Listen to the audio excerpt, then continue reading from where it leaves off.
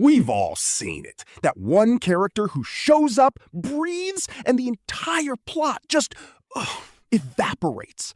But why is it that some OP characters make a story legendary, while others turn it into a boring snooze fest? Today, we are cracking the code on the God mode glitch. Because in storytelling, power isn't the problem, it's the lack of stakes. Look at the MCU.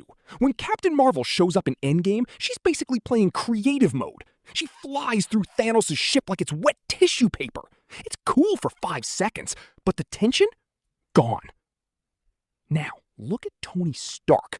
He's outclassed, outgunned, and literally holding himself together with scrap metal.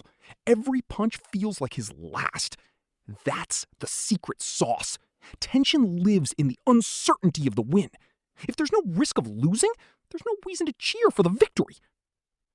Man of Steel fell into the spectacle trap. Superman and Zod fighting is just two invincible gods smashing Lego sets. Since Clark isn't really in danger, the audience ends up rooting for the buildings instead of the hero. Compare that to The Dark Knight. Batman is just a guy in a suit. The Joker doesn't even try to outpower him. He attacks Batman's morals. He turns the fight into a psychological nightmare. Batman can't punch his way out of a moral choice. So, how do you make an invincible character work? You pivot. Take Homelander. He's the most powerful being on Earth, but the boys never asks, can he win a fight? They ask, what will his ego do next? The tension isn't physical, it's the terrifying unpredictability of a god with the maturity of a toddler. Then there's Dr. Manhattan. He can see time and manipulate atoms. He's literally untouchable.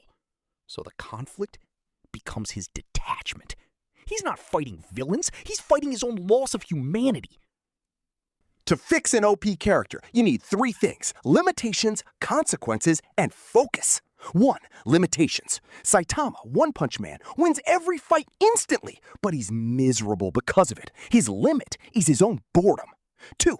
Consequences. In Chronicle, power isn't a gift, it's a downward spiral. It's like giving a nuke to a teenager with anger issues. The tension is watching the explosion happen. 3. Focus. If they can't lose the fight, make them lose their mind, their friends, or their soul. Next time you're watching a show and find yourself checking your phone during a massive boss fight, ask yourself, is the hero too strong, or did the writers just forget to give him something to lose?